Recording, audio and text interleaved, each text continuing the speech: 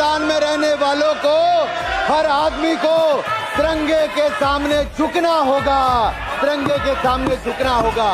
ला इलाहा इल्लल्लाह, नहीं है कोई खुदा सिवाय अल्लाह के। ला इलाहा इल्लल्लाह, नहीं है कोई खुदा सिवाय अल्लाह के। ला इलाहा इल्लल्लाह, नहीं है कोई खुदा सिवाय अल्लाह के। और कुरान में अल्लाह क्या बोल रहा, इय्याका नाबुदु इय्याका नस्तईन, तुम मेरी इबादत करो, मुझे मानो। मुझे कहां से मिल रहा?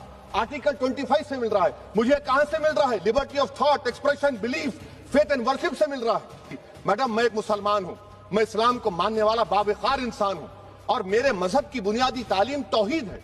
मुझे वतन से बेइंतहा मोहब्बत है मैडम, और इंशाल्लाह हमेशा रहेगी। मगर मातरम वंदे मातरम कहना होगा। क्या इस्लाम को मानने वाले जब नमाज पढ़ते हैं तो इस देश की धरती पर, इस देश की पाक जमीन पर सिर नहीं टेकते, माथा नहीं झुकाते? ऐसे मुद्दों पर किसी को भी असहमत होने की इजाजत नहीं दी जा सकती। हमारे प्रॉफेट मोहम्मद सल्लल्लाहु अलैहि वसल्लम जब मदीने को गए तो उन्होंने उस वतन के लिए दुआ की, कहा कि अल्लाह मदीने की मोहब्बत हमारे दिलों में और इजाफा कर दे, मक्के से ज्यादा कर दे।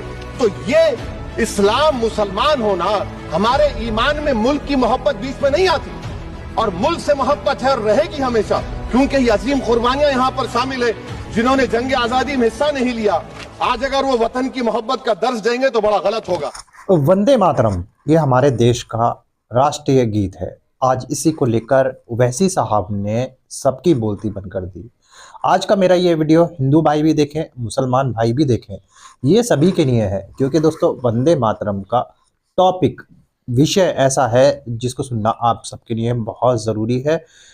मेरे दोस्तों, आपको तो पता ही होगा, वंदे मातरम जो कि हमारे देश का गीत है, ये गीत गाने के लिए मुसलमान मना करते हैं। आज मैं इस वीडियो के अंदर आपको ओवैसी साहब को दिखाने जा रहा हूं, जिसको देखने के बाद आपको ये पता चलेगा कि वंदे मातरम जो हमारे देश का राष्ट्रीय गीत है, मुसलमान क्यों गाने से मना करते हैं। आपको इस बारे में पूरी डिटेल के साथ पता चलेगा। और वंदे मातरम की वजह से कई जगह हंगामा भी हो चुका है, कई जगह रिपोर्टर पर भड़क चुके हैं लोग, और आज इस वीडियो के अंदर आपको खुलासा देखने को मिलेगा और आपको सारी जानकारी मिलेगी। मगर दोस्तों, ये वीडियो दिखाने से पहले मेरी आपसे गुजारिश है, आज का मेरा ये वीडियो पूरा एंड तक जरूर देखना, और अगर आप मेरे चैनल पर नए आए हो, चैनल को जरूर सब्सक्राइब करना, साथ में इस वीडियो को ज़्यादा लोगों में शेयर जरूर करना। चलिए दोस्तों, पहले आप ये वीडियो देखिए, फिर मैं आपसे बात करता हूँ। आपका कि आपने एक अहम मौजू पर मुझे बोलने का मौका इनायत फरमाया, और बड़े अफसोस की बात है कि बड़ी धूमधाम से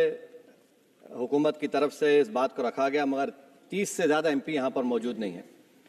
मैडम, पहले तो मैं वज़ीर आज़म की इस बात की मजम्मत करता हूँ और उनको बताना चाहूँगा कि जिना के बारे में उन्होंने जो कहा था, हम तो जिना के सख्त मुखालिफ है, इसलिए भारत को अपना वतन माने, मगर 42 में आपके प्यारे वीर और जिना की पार्टी ने नॉर्थ वेस्ट फ्रंटियर, सिंध और बंगाल में मिलकर हुकूमत चलाई, और उस हुकूमत ने 1.5 लाख हिंदू और मुसलमानों को अंग्रेजों की फौज में शामिल कराया ताकि वो लड़े। तो किसी शायर ने अच्छा कहा था वजीर आजम के बारे में कि फरेब देकर जमाने को पारसा ना बनिए, इन्हें कहो कि वो बंदा बने खुदा ना बने, अमीर शहर यही चाहता या हजरत कि हमारी चीख गले में रहे सदा ना बने। दूसरी बात मैडम, वजीर दिफा जनाब राजनाथ सिंह साहब ने बड़ा ही अजीब व गरीब और तकलीफ दे बात कही उम्मुल मोमिनीन के बारे में और उम्मुल किताब के बारे में। उम्मुल मोमिनीन उनको कहते हैं जो हमारे प्रॉफेट मोहम्मद सल्लल्लाहु अलैहि वसल्लम की वाइफ हैं, वो हम तमाम मुसलमानों की माँ, हम उनको तसव्वुर करते हैं, मगर हम उनकी इबादत नहीं करते, हम अपनी माँ की इबादत नहीं करते। उम्मुल किताब कुरान है, हम कुरान की इबादत नहीं करते, कुरान अल्लाह का बिजावा कलाम है। तो उसके बारे में भी शायर ने अच्छा कहा कि खबर नहीं जिन्हें अपने दीन व मजहब की, हमें वो दीन का मतलब सिखाने निकले हैं। अहम बात यह है कि मैडम, हमारे मुल्क का आइन क्या इस लफ्ज़ से आगाज़ होता है, वी द पीपल। इसका आगाज़ भारत माता के नाम से नहीं होता है। हमारे संविधान का जो प्रियम्बल है वो क्या कहता है? Liberty of thought, expression, belief, faith and worship. अगर दस्तूर का ये पहला सफ़ा ये बात करता है तो फिर कैसे किसी शहरी को किसी खुदा, देवी, देवता की इबादत पर या सजदा करने पर मजबूर किया जा सकता है? आप ही की पार्टी से आज की जो बातें हुई है इसी का हो रही हैं। हमारे कॉन्स्टिट्यूंट असेंबली में मैडम एक मोहतरमा थी रोहिणी कुमार चौधरी ने एक तजवीज़ दी थी कि प्रियम्बल में किसी देवी के नाम से शुरू हो। उन्होंने ख़ास तौर से वंदे मातरम का जिक्र किया, मगर उसको कबूल नहीं किया गया। फिर केवी कामत साहब ने एक तजवीज़ दी कि इट्स सिटीजन्स को बदलकर हर सिटीजन्स किया जाए और खुदा के नाम से शुरू किया जाए, वो तरमीम को मुस्तरद कर दिया गया। हमारे संविधान का उसूल यह है कि भारत क्या है, उसकी अवाम है, अवामी कानून की मुसन्निफ है, अवाम की मर्जी से सबसे बालातर है, अवामी हाकिम है। मुल्क किसी खुदा, देवी, देवता, मजहबी इलामत के नाम से नहीं चलता, ना मुल्क किसी एक मजहब की मिल्कियत है।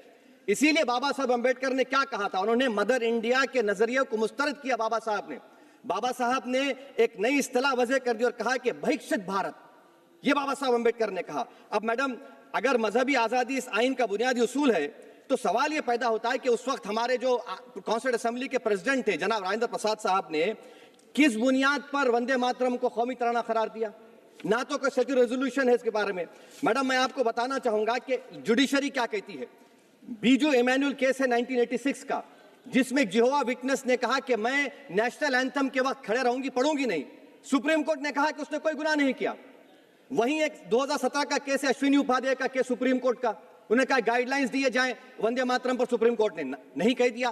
फिर आप आ जाइए madam, prevention of insult act national 1971, इसमें नेशनल सॉन्ग नहीं है, सिर्फ नेशनल एम्बलम और आपका नेशनल एंथम है।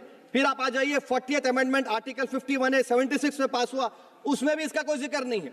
मैडम, मैं आपके सामने बताना चाहूंगा कि हमारा इसका मजमुआ क्या है। इसमें हिंदू है, मुसलमान है, सिख है, ईसाई है, जैन है, एथिस्ट है, मेहनतकश है, किसान, गरीब, मजलूम और दलित है। मगर अगर जो तकारीर आज हमने यहाँ पर सुनी और बाहर जो सुनते हैं, अगर भारत को देवी कहने और उसके आगे सजदा करने, तो दरअसल कौम परस्ती को, वतन से मोहब्बत को मजहब में तब्दील कर रहे। और फिर यहाँ पर बोल रहे कि अगर भारत में रहना है तो वंदे मातरम गाना पड़ेगा। भाई, ये तो संविधान के खिलाफ है, सुप्रीम कोर्ट के जजमेंट के खिलाफ है। अगर वंदे मातरम मैडम कौमियत का मियार है, तो फिर सवाल यह है कि हजरत मोहानी की कौमियत क्या थी जिसने इनकलाब जिंदाबाद का नारा दिया? अगर यूसुफ मेहरली ने quit India Simon go back का नारा दिया, तो उसकी कौमियत क्या थी? अगर हैदराबाद से मौलवी अलाउद्दीन जो मक्का मस्जिद का पहला मुजरिम है काला पानी में, और तुरेबाज खान जो मारकर लाश को लटका दिया गया था हैदराबाद में 8 दिन तक, उसकी कौमियत क्या थी? अगर इनायतुल्लाह काफी जो जिहाद का फतवा अंग्रेजों के खिलाफ दिया मुरादाबाद में, जब उनको 2 दिन में फांसी की सजा दी गई, और जब फांसी की सजा के ओर जा रहे हैं तो इनायतुल्लाह मौलाना काफी की जबान पर क्या था? वो रसूलुल्लाह हमारे प्रॉफिट की नात पढ़ रहे थे। क्या पढ़ रहे थे? कोई गुल बाकी रहेगा ना चमन रह जाएगा, पर रसूलुल्लाह का दीन हसन रह जाएगा। तो उनकी कौमियत क्या थी? माल्टा की में महमूदुल हसन, हुसैन अहमद मदनी 6 महीने माल्टा की जेल की ग्राउंड में पड़े रहे, उनकी कौमियत क्या थी? अल्लामा फजले खैराबादी का वो सेल काला पानी का पुकार कर इनसे पूछ रहा है, जो वहीं पर मर गए, खबर वहां पर है, बताओ मेरी कौमियत क्या थी? मैडम, मैं एक मुसलमान हूं, मैं इस्लाम को मानने वाला बावकार इंसान हूं, और मेरे मजहब की बुनियादी तालीम तौहीद है, ला इलाहा इल्लल्लाह, नहीं है कोई खुदा सिवा अल्लाह के। और कुरान में अल्लाह क्या हो रहा? इय्याका नाबुदु इय्याका नस्तईन, तुम मेरी इबादत करो, मुझे मानो। मुझे कहां से मिल रहा? आर्टिकल 25 से मिल रहा है। मुझे कहां से मिल रहा है? Liberty of thought, expression, belief, faith and worship से मिल रहा है। तो इसको जोड़ना ये बहुत ही खतरनाक होगा। और हमारे प्रॉफेट मोहम्मद सल्लल्लाहु अलैहि वसल्लम जब मदीने को गए, तो उन्होंने उस वतन के लिए दुआ की, कहा कि अल्लाह मदीने की मोहब्बत हमारे दिलों में और इजाफा कर दे, मक्के से ज्यादा कर दे। तो ये इस्लाम, मुसलमान होना, हमारे ईमान में मुल्क की मोहब्बत बीच में नहीं आती, और मुल्क से मोहब्बत है और रहेगी हमेशा, क्योंकि ये अजीम कुर्बानियां यहां पर शामिल है जिन्होंने जंग आजादी में हिस्सा नहीं लिया। आज अगर वो वतन की मोहब्बत का दर्ज देंगे तो बड़ा गलत होगा। मैडम, मैं आपके सामने एक चीज पढ़ूंगा। 1937 रविंद्रनाथ टैगोर ने लेटर लिखा सुभाष चंद्र बोस को, मैं सिर्फ किसी ने नहीं पढ़ा ये। क्या कहा टैगोर साहब ने? But parliament is a place of union for all religious groups and there the song can not be appropriate. When Bengali Muslims show sign of stubborn fanaticism, we regard it as intolerable. When we too copy them and make unreasonable demands, it will be self-defeating. ये मैं इसको ले करूंगा madam, आप देख लीजिए। फिर दूसरी तरफ मैडम आप आ जाइए, मैं यहाँ पर बैठकर, हाँ, जितने तकारीर यहाँ पर हुए सब जनगण मन पर तनकीद किए। तो मैडम मुझे ये कहना पड़ेगा कि जनगण मन पर आप लोग इतनी तकलीफ क्यों उठा रहे हैं? आखिर इतनी तकलीफ क्यों है? तो मैं जब जाकर देखा तो मुझे 28 दिसंबर का ऑर्गेनाइजर मैगजीन का आर्टिकल मिला, जिसमें ऑर्गेनाइजर लिखता है कि what is the moral sanction behind government choice of Jana Gana Mana, except that it can be made an item of entertainment at the sumptuous parties thrown by government officials. आप बताइए, इसका बोलेंगे आप? और फिर उसके काइंड कैसा करते हैं? It will mean we can not love our motherhood. Madam please, it will mean that Vande Mataram is buried alive with the word Jangan Mana on the tombstone, for the tomb will also be of Jangan Mana of the will of the people. इस पर आप क्या बोलेंगे? Madam, मैं आपको ये बताना चाह रहा हूं कि वतन की मोहब्बत हमारे लिए बहुत अहम है, मगर ये बताइए हमको कि अभी मैडम यहाँ पर आनंद मठ के बारे में बहुत कुछ कहा गया। मैं सिर्फ 2 मिसालें आपको देता हूं। आनंद मठ के पेज नंबर 70 और 80 को पढ़ लीजिए। इसके बाद सनातन जहां मुसलमानों के घर पाते थे, इन्हें आग लगा देते थे। आप पेज नंबर 98 पढ़िए। हमें सिर्फ इन मुसलमानों को जड़ से खत्म करना है क्योंकि खुदा के दुश्मन बन चुके हैं। फिर आप पेज नंबर 115-16 दीजिए। फिर मुख्तलिफ इलाकों में मुसलमानों को सजा देने के लिए भेजे जाते, जहां मुसलमान आबादी नजर आती जला दिया जाता। फिर आप देख लीजिए मैडम। दोस्तों देखा आपने ये वीडियो, मुझे पूरी उम्मीद है ये वीडियो देखकर आपको सब कुछ समझ में आ चुका होगा। दोस्तों आपकी क्या राय है इस वीडियो के बारे में मुझे कमेंट करके जरूर बताना। दोस्तों आज की वीडियो में बस इतना ही। मैं फिर मिलूंगा ऐसी ही दूसरी वीडियो के साथ। तब तक के लिए सलाम, नमस्ते, जय हिंद।